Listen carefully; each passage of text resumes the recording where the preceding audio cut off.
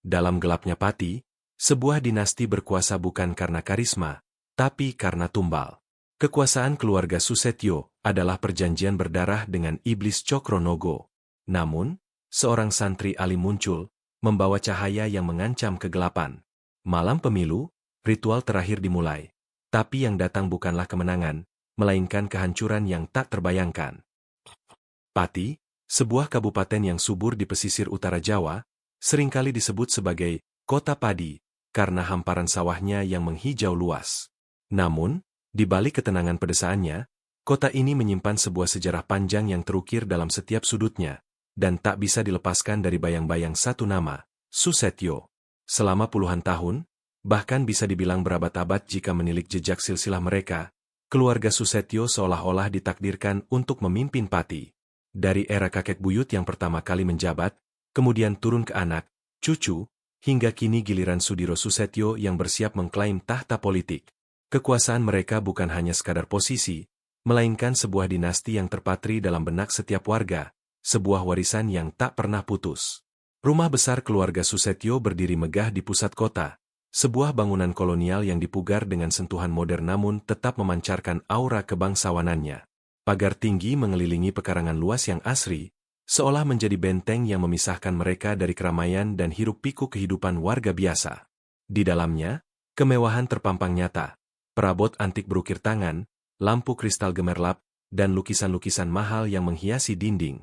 Setiap sudut rumah itu seolah berbisik tentang kekuasaan dan kemakmuran yang tak tertandingi. Haji Susetyo, kepala keluarga saat ini, adalah sosok yang disegani sekaligus ditakuti. Wajahnya selalu tenang, dengan sorot mata tajam yang mampu menembus setiap pikiran. Ia adalah arsitek utama di balik keberlanjutan dinasti ini, dalang yang memastikan setiap benang kekuasaan terjalin rapi di tangan keluarganya. Sudiro, putra tunggal Haji Susetyo, adalah gambaran sempurna dari pewaris tahta. Usianya belum genap 40 tahun, namun ia telah memiliki harisma yang kuat, meskipun seringkali disalahartikan sebagai arogansi. Tubuhnya tegap, dengan senyum tipis yang seringkali menghiasi bibirnya, menciptakan kesan ramah namun sulit didekati. Ia mengenyam pendidikan tinggi di luar negeri, kembali dengan segudang koneksi dan ambisi yang membara. Warga mengenalnya sebagai sosok yang dermawan, seringkali terlihat membagi-bagikan sembako atau memberikan sumbangan untuk pembangunan masjid. Namun, di balik senyum itu, tersimpan perhitungan dingin, sebuah keyakinan bahwa kekuasaan adalah hak mutlaknya, warisan yang tak boleh diganggu-gugat. Ia menganggap dirinya adalah penyelamat Pati, yang ditunjuk oleh takdir untuk memimpin. Meskipun keluarga Susetyo dikenal baik dan sering membantu, ada bisik-bisik aneh yang sering terdengar di kalangan warga tua. Bisik-bisik itu samar, tentang keanehan di balik setiap pemilihan, tentang nasib sial yang menimpa setiap penantang mereka, dan tentang kemajuan keluarga Susetyo yang terlalu cepat dan terlalu sempurna. Mereka tidak pernah secara terang-terangan menuduh, tetapi keganjilan itu selalu ada, mengambang di udara seperti aroma dupa yang tak pernah hilang dari rumah besar itu. Sebuah pertanyaan tanpa jawaban selalu terpendam di hati kecil mereka. Mengapa hanya keluarga Susetyo? Mengapa tak pernah ada orang lain yang mampu merebut hati warga? Bahkan ketika mereka menawarkan janji-janji yang sama menggiurkannya, firasat buruk itu hanyalah angin lalu bagi kebanyakan orang muda. Namun bagi yang lebih tua, itu adalah memori yang mengakar, sebuah kisah seram yang mereka dengar dari leluhur mereka, yang diwariskan dari mulut ke mulut tanpa pernah diucapkan keras-keras. Mereka tahu, di balik gemerlap kekuasaan keluarga Susetyo, ada sesuatu yang gelap dan tak terjamah, sesuatu yang menuntut harga yang sangat mahal. Di balik kemegahan dan kesan sakral rumah Susetyo, tersembunyi sebuah rahasia yang jauh lebih gelap, sebuah pusara dari sumpah serapah yang mengikat takdir keluarga ini. Di bagian paling terpencil rumah, di bawah tanah, ada sebuah ruangan yang tak pernah disentuh cahaya matahari. Dindingnya ditutupi ukiran kuno yang menyeramkan, melukiskan adegan-adegan ritual yang mengerikan dan sosok makhluk bertaring dengan mata menyala. Udara di dalamnya pengap, lembab, dan berbau amis, campuran dari darah kering, kemenyan, dan tanah basah. Ini adalah ruang pesugihan, tempat di mana perjanjian tak suci itu dihidupkan kembali di setiap generasi. Di tengah ruangan, sebuah altar batu hitam berdiri kokoh. Di atasnya, sebuah pusaka kuno berbentuk cakra naga yang terbuat dari emas bersemayam. Cakra itu bukan sembarang artefak. Ia memancarkan aura gelap, seolah-olah energinya menarik setiap kejahatan di sekitarnya. Gigi-gigi naga pada cakra itu terlihat tajam dan siap menerkam, sementara mata rubinya memancarkan kilauan merah darah yang menakutkan. Ini adalah Cokronogo, pusaka inti dari pesugihan yang telah menjadi sandaran kekuasaan keluarga Susetyo selama berpuluh-puluh tahun. Setiap goresan pada cakra itu adalah saksi bisu dari tumbal-tumbal yang telah diberikan, dari nyawa-nyawa tak bersalah yang telah melayang demi kekuasaan. Pesugihan Cokronogo bukanlah ritual biasa. Ia menuntut harga yang tak ternilai. Nyawa. Setiap kali anggota keluarga Susetyo akan mencalonkan diri sebagai bupati, sebuah tumbal harus dipersembahkan kepada iblis Cokronogo.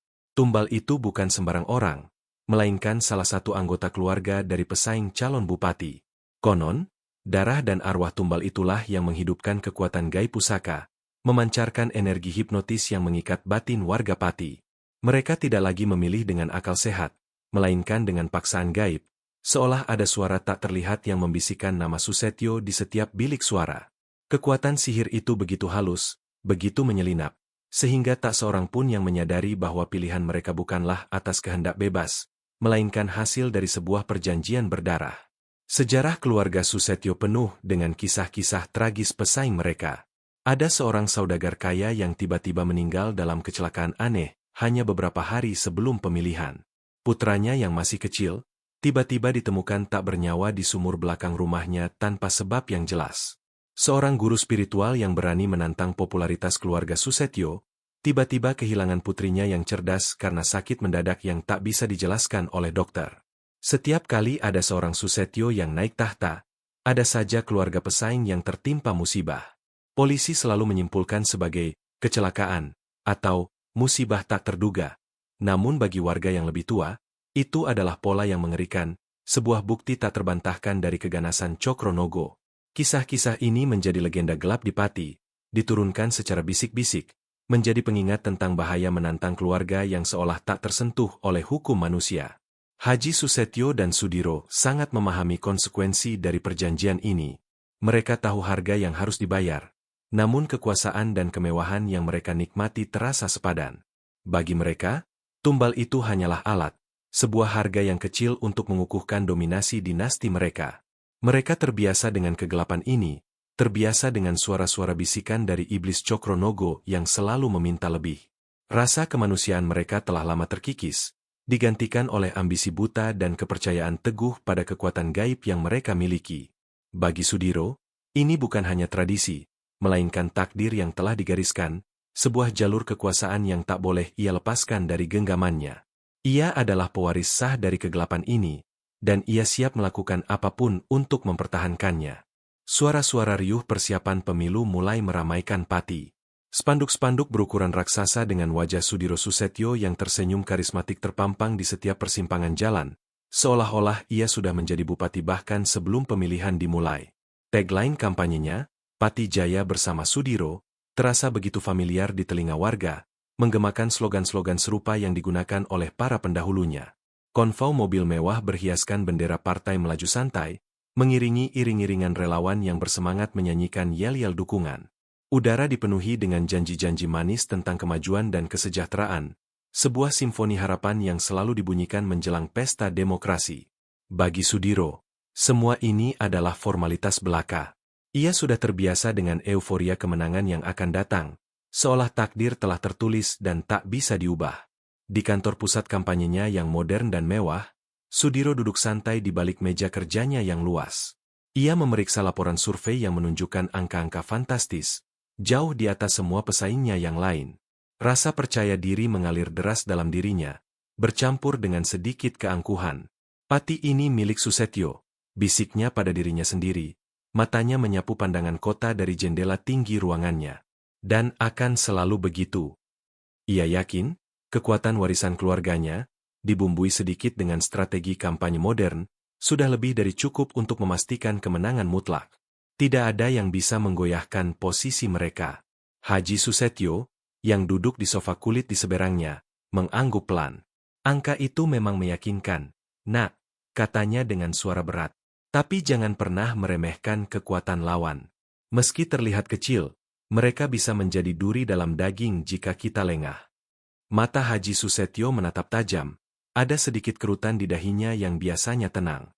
Ingat, setiap kemenangan harus dipastikan. Jangan pernah ada celah. Ucapan itu bukan hanya sekadar nasihat politik, melainkan sebuah pengingat akan perjanjian gelap yang mengikat mereka. Ada sebuah ketegangan yang tak terlihat di antara mereka, sebuah pemahaman diam-diam tentang langkah terakhir yang harus diambil. Meskipun terlihat tenang di luar, sebuah firasat aneh mulai menghinggapi benak Sudiro. Malam-malam terakhir menjelang pemilihan, ia sering terbangun dari tidur dengan perasaan gelisah.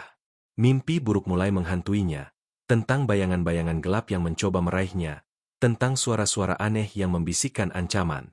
Ia mencoba mengusir pikiran itu, menganggapnya sebagai efek stres kampanye. Namun, ada sesuatu yang berbeda kali ini.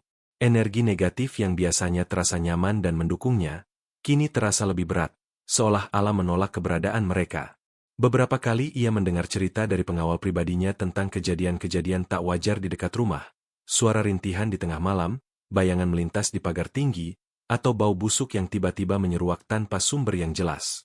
Ia mengabaikannya, namun bisikan-bisikan itu semakin sering terdengar, mengikis sedikit demi sedikit rasa aman yang selama ini menyelimutinya.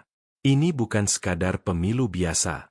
Ada sesuatu yang akan terjadi, sesuatu yang lebih besar dari perebutan kekuasaan, sesuatu yang mungkin akan mengubah segalanya. Bayang-bayang ancaman itu mulai mengintai, perlahan tapi pasti, merayapi dinding-dinding kokoh dinasti Susetio.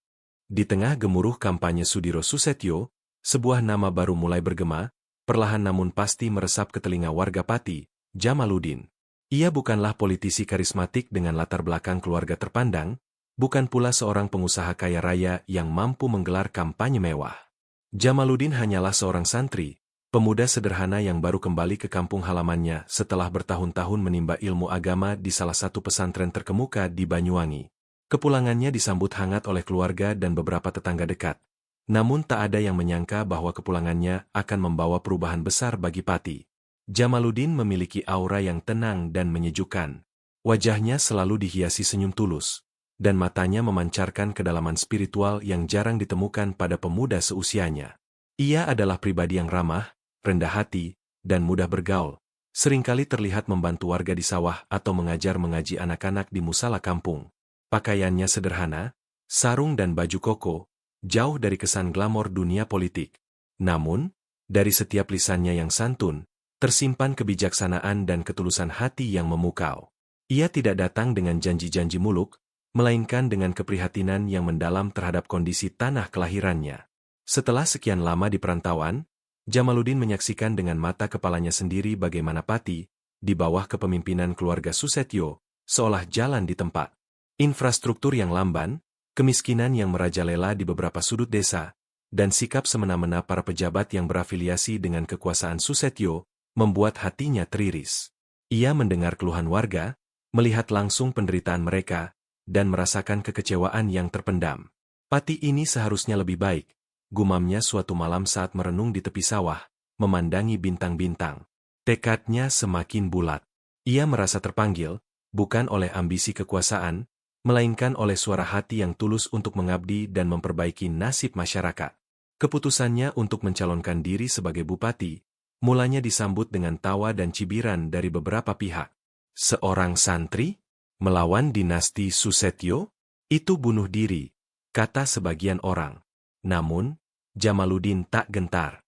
Ia memulai kampanyenya dengan cara yang sederhana, dari musala ke musala, dari rumah ke rumah, berdialog langsung dengan warga, mendengarkan aspirasi mereka, dan menawarkan solusi-solusi nyata yang berlandaskan moral dan keadilan. Ia tidak berbicara tentang anggaran fantastis atau proyek-proyek raksasa, melainkan tentang pentingnya akhlak, gotong royong, dan pemberdayaan masyarakat.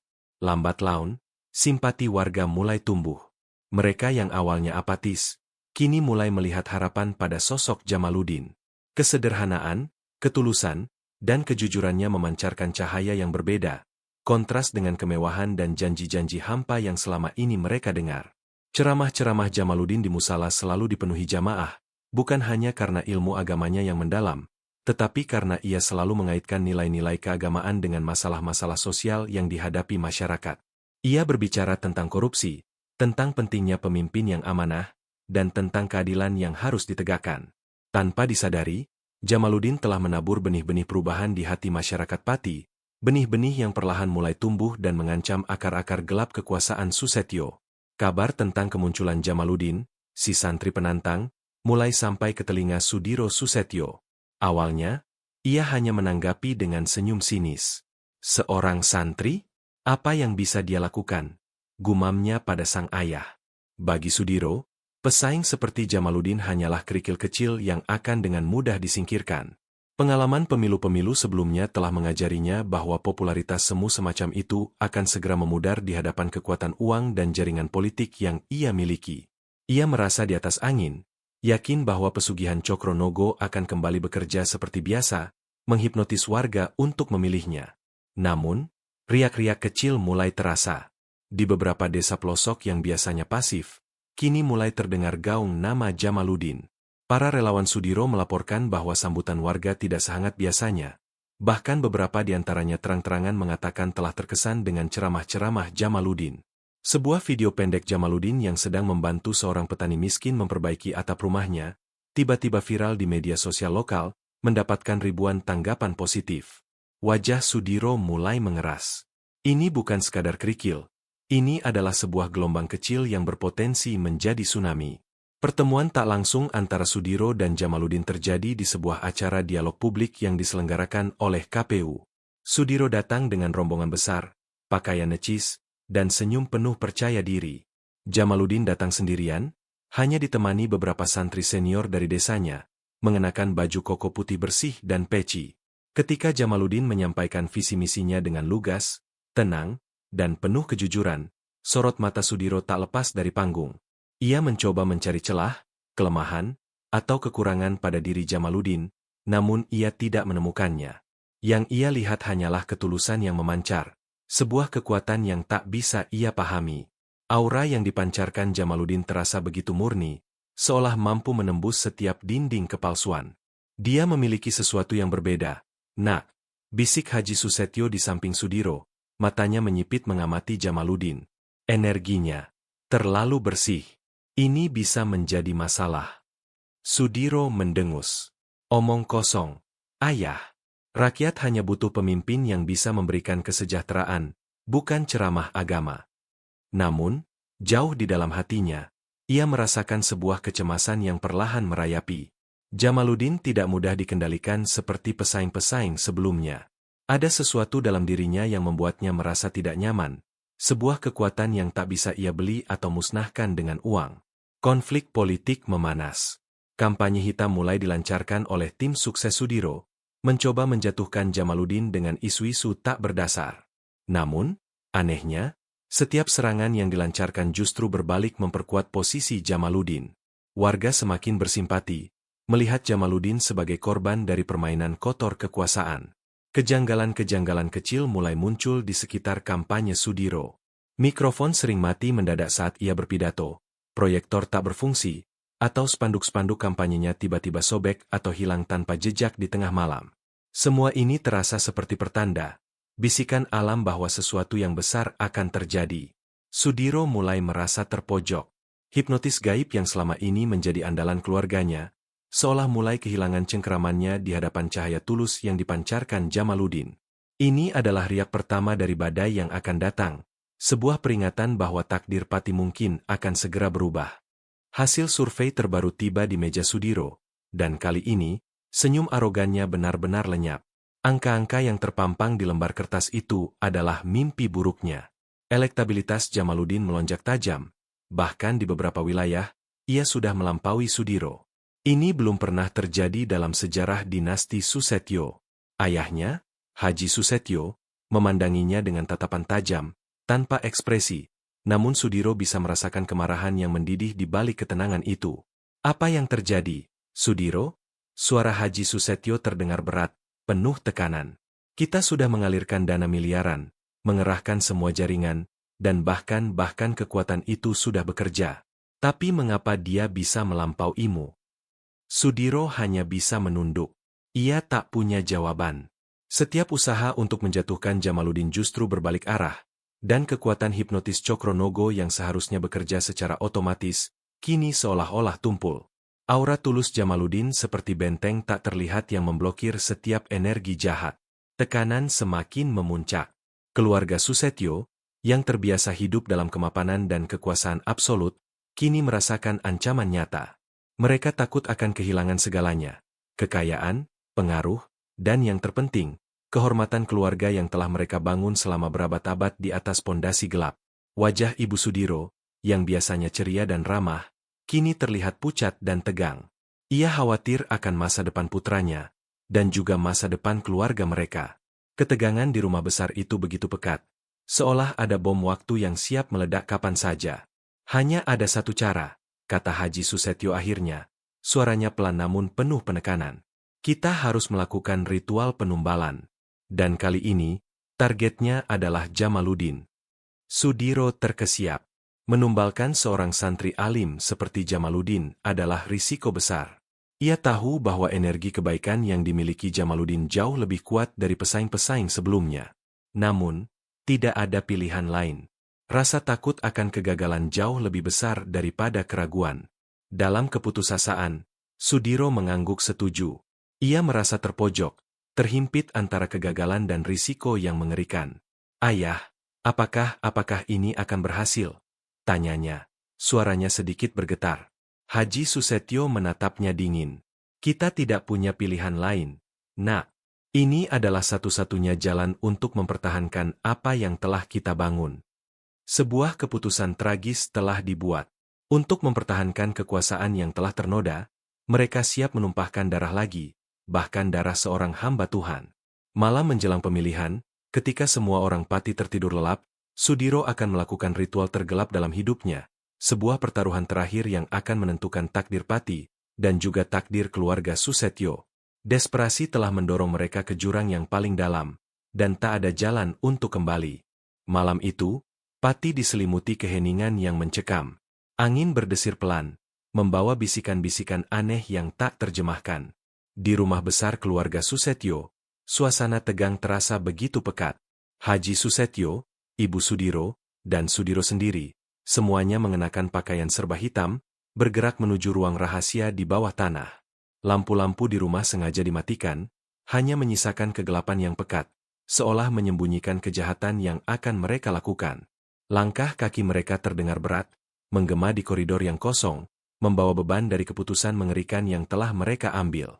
Pintu menuju ruang rahasia terbuka dengan derit pelan, menyingkap kegelapan dan bau amis yang menyengat.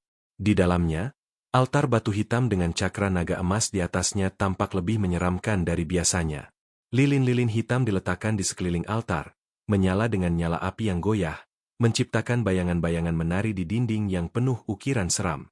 Sudiro mengeluarkan sebuah patung lilin kecil yang menyerupai Jamaluddin, lengkap dengan peci dan sarung, dari sebuah kotak kayu tua. Wajahnya pucat, namun tekadnya mengalahkan rasa takut. Ia harus melakukan ini demi keluarganya, demi kekuasaan yang ia yakini sebagai haknya. Haji Susetyo memulai ritual. Ia membakar kemenyan dengan bara arang. Asapnya mengepul tebal, memenuhi ruangan dengan aroma yang memualkan. Mantra-mantra kuno dalam bahasa Jawa yang tak lazim diucapkan dengan suara rendah, bergetar, namun penuh kekuatan. Suara itu berpadu dengan desiran angin dari lubang ventilasi kecil di atas, menciptakan simfoni mengerikan yang menghujam jantung. Ibu Sudiro duduk bersimpuh di samping altar, tangannya menggenggam tasbih kayu, namun bukan untuk berzikir, melainkan sebagai penahan kekuatan gaib yang mereka panggil. Wajahnya tegang, namun ia tetap mengikuti setiap langkah ritual, sebuah bukti betapa kuatnya ikatan mereka pada perjanjian gelap ini. Kau harus menusuknya, Sudiro, bisik Haji Susetyo, menyerahkan sebuah keris kecil berukir naga dengan gagang perak, tepat di jantungnya. Biarkan energi iblis Cokronogo menyerap esensi jiwanya. Sudiro menerima keris itu, tangannya sedikit bergetar. Ia mengangkat patung lilin Jamaluddin, menatap wajah polos itu untuk sesaat. Sekilas, terlintas wajah Jamaluddin yang tenang dan ramah, seolah tersenyum. Namun, bayangan kekuasaan dan ketakutan akan kegagalan segera menguasai pikirannya. Dengan tekad membara, ia menusukkan keris itu tepat ke bagian dada patung lilin. Seketika, ruangan bergetar hebat. Lilin-lilin padam satu persatu, meninggalkan mereka dalam kegelapan total, hanya diterangi oleh pantulan samar dari cakra naga. Asap hitam tebal mengepul dari cakra tersebut, membentuk wujud samar seekor naga raksasa yang melilit di sekitar altar. Mata merah menyala terlihat dari kepulan asap, dan sebuah suara berat, menggeram, memenuhi ruangan, seolah-olah berasal dari kedalaman bumi. Persembahan, darah, nyawa. Bisikan itu terdengar serak, dingin, dan menakutkan. Sudiro, Haji Susetyo, dan Ibu Sudiro menunduk, gemetar, namun tetap setia pada perjanjian. Mereka tahu, tumbal telah dipersembahkan, dan kini giliran iblis untuk memenuhi janjinya. Sebuah pembantaian gaib telah dimulai, dan mereka menanti hasilnya dengan napas tertahan, tidak menyadari bahwa malam ini, nasib mereka akan berbalik total. Pada waktu yang bersamaan, di sebuah kamar sederhana di pinggiran Pati, Jamaluddin sedang tenggelam dalam keheningan malam. Ia duduk bersila di atas sajadah lusuh, kepalanya menunduk, membaca wirid dengan suara lembut, mengulang-ulang nama Tuhan dalam tasbihnya. Cahaya temaram dari lampu minyak yang tergantung di dinding memantulkan bayangan samar di sekelilingnya, menciptakan suasana khusyuk. Hatinya damai. Namun tiba-tiba, sebuah sensasi dingin yang menusuk tulang menelusup masuk ke dalam kamarnya, disusul oleh bau anyir yang tak dikenal. Jamaluddin mendongak, matanya menatap tajam ke arah jendela yang tertutup. Ia merasakan ada sesuatu yang tidak beres, sebuah kekuatan asing yang mencoba merangkak masuk, menembus dinding-dinding pertahanan spiritualnya.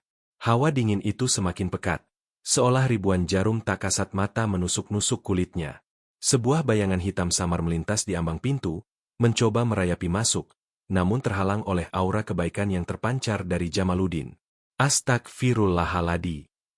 Bisik Jamaluddin, ia tahu ini adalah serangan gaib. Bukan hal baru baginya, sebab selama di pesantren, ia telah diajari banyak hal tentang ilmu hitam dan cara menangkalnya. Ia teringat akan ajaran gurunya, seorang kiai sepuh dari Banyuwangi yang memberinya sebuah pusaka kecil, tasbih bertuah. Tasbih itu, yang terbuat dari kayu gaharu tua, selalu ia genggam erat di tangan kanannya. Gurunya berpesan, genggamlah ini dalam setiap kesulitan, nak. Ia adalah perisai dari segala kejahatan.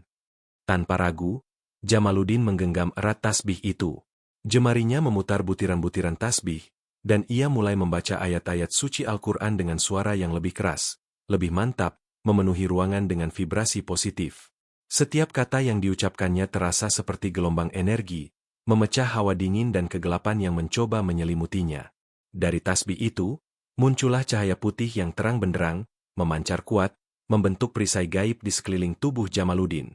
Cahaya itu bukan hanya sekadar terang, melainkan juga memancarkan energi panas yang membakar setiap kejahatan yang mendekat.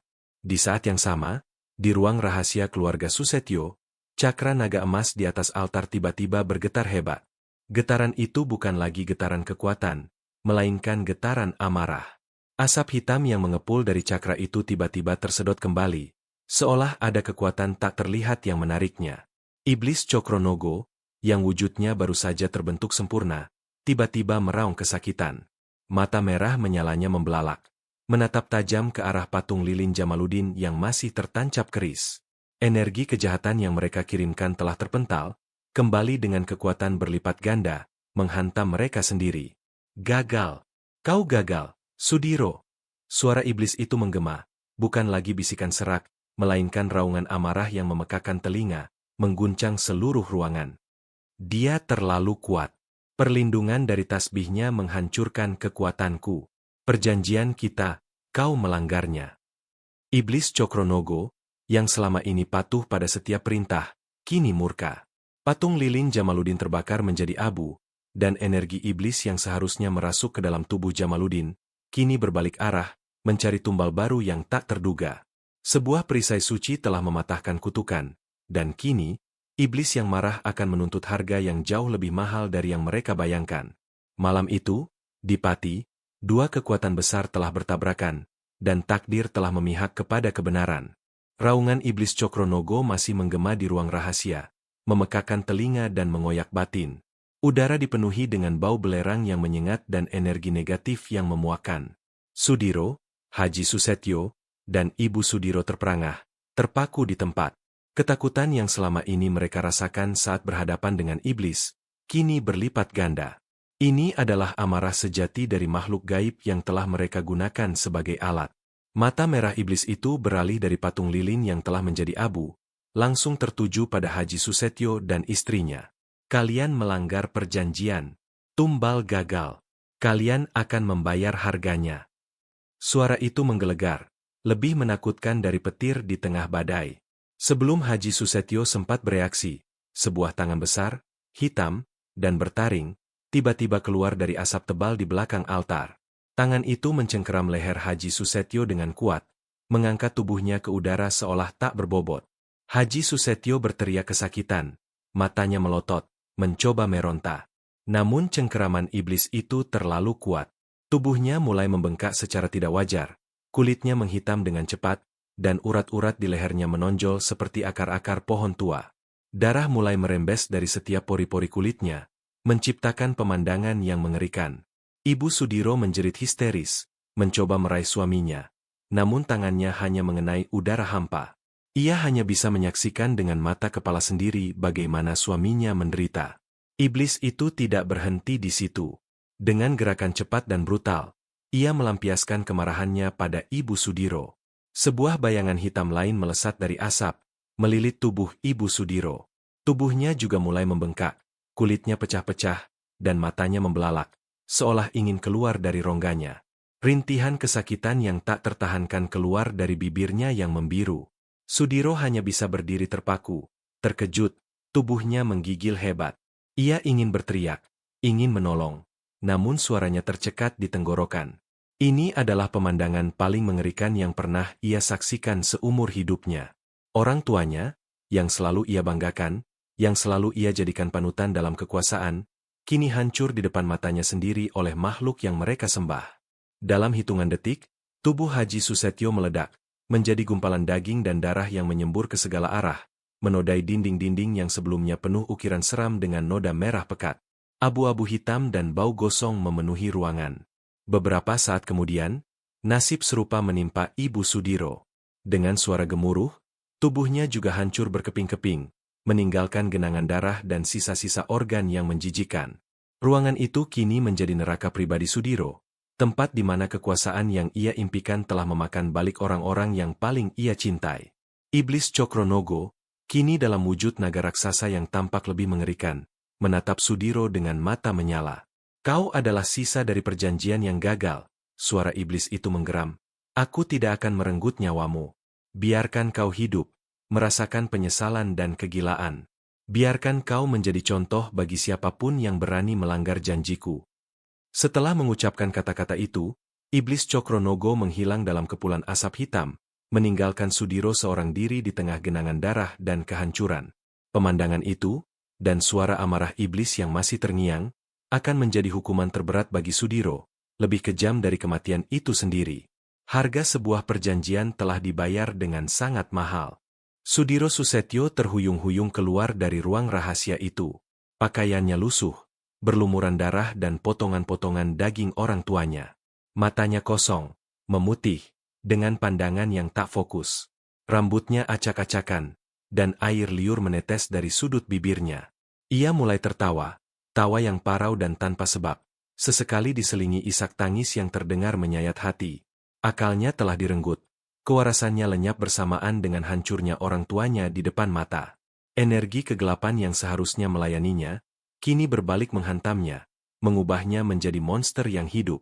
Para pelayan di rumah besar itu, yang terbangun karena suara gaduh dan bau busuk yang menyebar, menemukan Sudiro di tengah koridor utama, merangkak, sambil mengoceh tidak jelas. Mereka terkejut, ketakutan, dan tidak percaya dengan apa yang mereka lihat.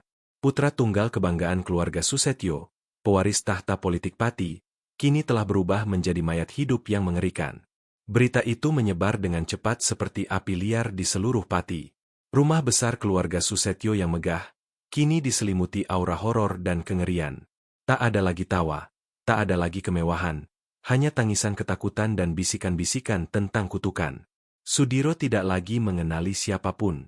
Ia menolak makan, menolak mandi. Setiap kali ada yang mendekat, ia akan berteriak histeris atau tertawa tanpa henti. Ia sering terlihat merangkak di lantai, menggaruk-garuk tubuhnya sendiri hingga berdarah, atau memukuli kepalanya ke dinding. Kadang-kadang, ia akan berbicara sendirian, menyebut nama iblis Cokronogo dengan nada ketakutan, atau menangis memanggil nama ayah dan ibunya. Warga Pati yang sebelumnya mengaguminya, kini memandangnya dengan rasa iba bercampur ngeri. Inilah akhir tragis dari seorang pewaris yang ambisius, yang rela menjual jiwanya demi kekuasaan. Kejadian ini mengguncang seluruh sendi pemerintahan Pati. Dengan Sudiro yang menjadi gila, dan Haji Susetyo beserta istrinya yang menghilang secara misterius, meskipun desas-desus mengerikan tentang kematian mereka sudah menyebar luas, kekuasaan keluarga Susetyo runtuh seketika. Partai politik yang selama ini mereka kuasai, kini kebingungan mencari arah. Jaringan bisnis mereka, yang dibangun di atas fondasi yang rapuh, mulai goyah dan satu persatu tumbang.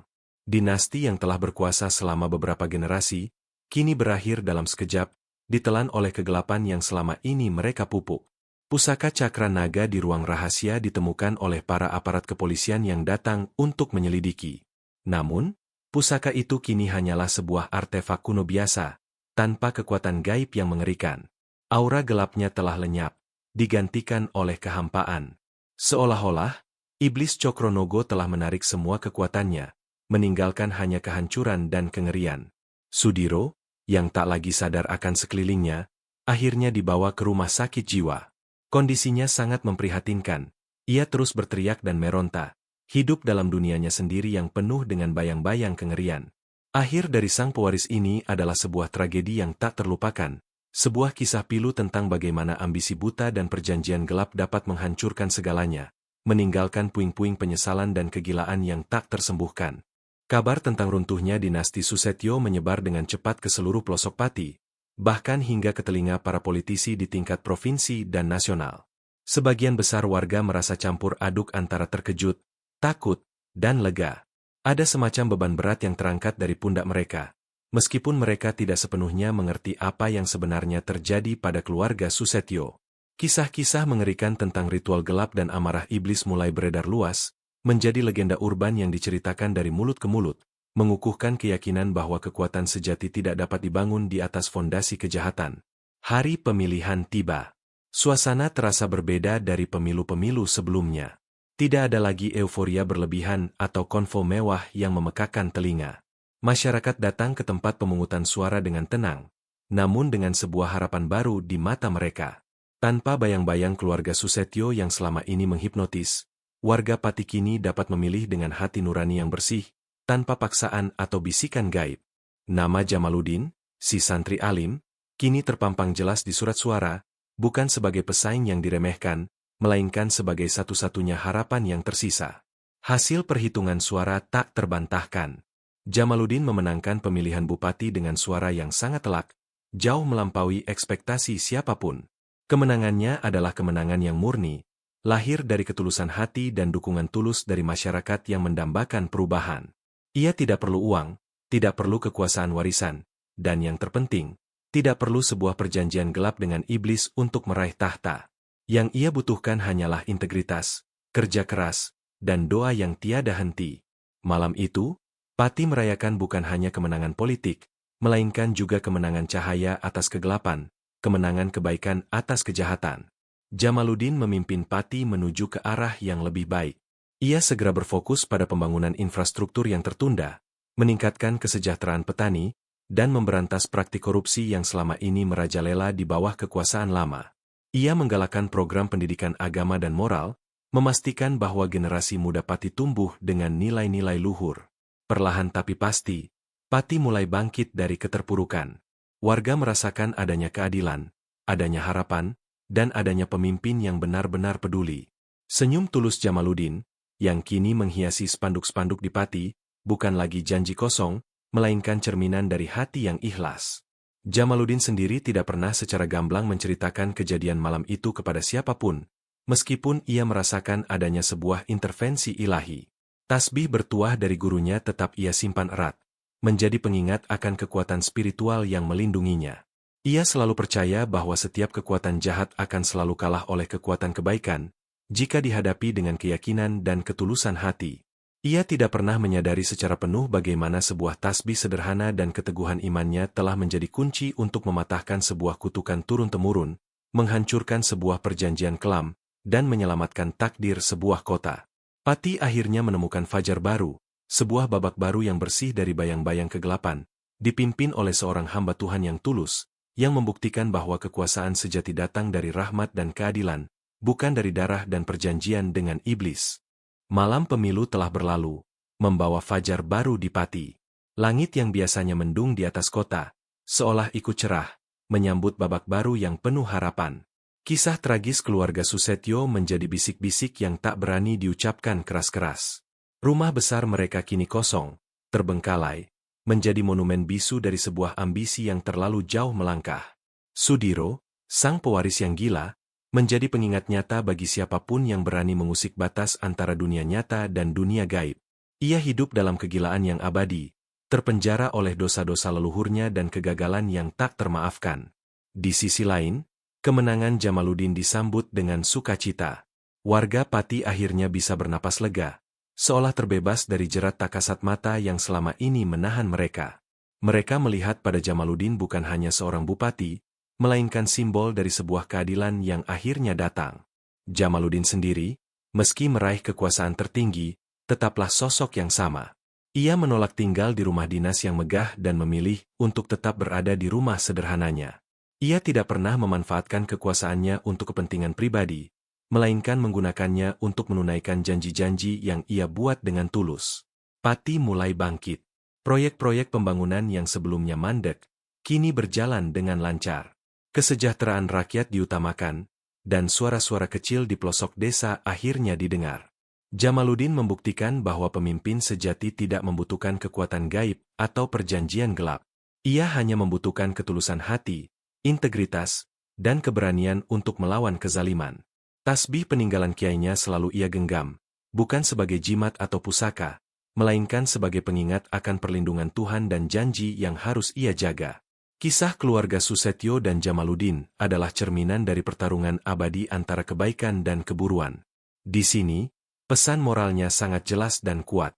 Kisah ini mengajarkan bahwa kekuasaan yang dibangun di atas fondasi kejahatan dan penderitaan orang lain, cepat atau lambat, akan runtuh dengan cara yang paling tragis. Perjanjian dengan iblis tidak pernah berakhir dengan kemenangan, melainkan kehancuran yang total. Kekuatan sejati bukanlah apa yang bisa dibeli atau didapatkan melalui jalan pintas yang kotor, melainkan apa yang tumbuh dari ketulusan hati, keikhlasan, dan iman yang teguh. Ketamakan dan ambisi buta keluarga Susetyo mengantarkan mereka pada akhir yang menyedihkan. Mereka yang selalu merasa berhak atas segalanya, akhirnya kehilangan segalanya. Sebaliknya, Jamaluddin yang datang dengan tangan kosong dan hati yang bersih, justru mendapatkan segalanya, kepercayaan rakyat, kekuasaan yang bersih, dan kehormatan yang tak bisa dibeli. Kisah ini adalah pengingat bahwa hukum karma dan keadilan ilahi selalu bekerja, dan setiap perbuatan jahat akan menemukan balasan yang setimpal. Pada akhirnya, Pati tak lagi dikenal sebagai kota padi, melainkan sebagai kota di mana kegelapan pernah berkuasa namun dikalahkan oleh sebuah cahaya kecil yang membawa fajar kebenaran. Cerita ini selesai, meninggalkan sebuah pesan yang menggema, bahwa di dunia ini, kekuatan yang paling besar bukanlah sihir, melainkan kebaikan yang tulus.